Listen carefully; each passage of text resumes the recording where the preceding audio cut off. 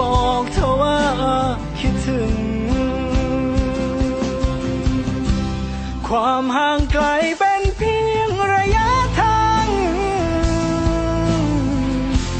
ไม่อาจขวางความรู้สึกนี้มันทนไม่ไหวห้ามใจไม่ได้สักทีในตอนนี้เอาแต่ร้องเรียกหา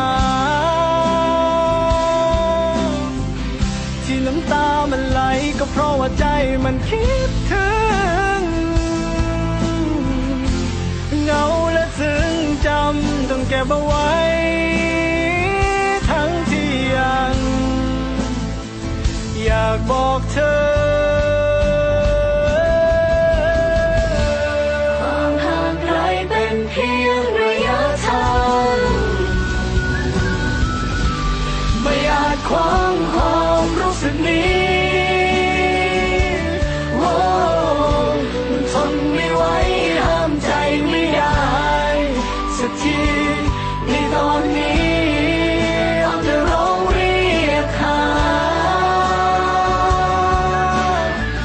ที่น้ำตามันไหลก็เพราะว่าใจมันคิดถึง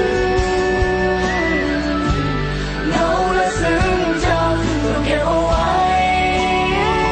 ทั้งที่ยังอยากบอกเธอให้เธอรู้รักเธอสุดหั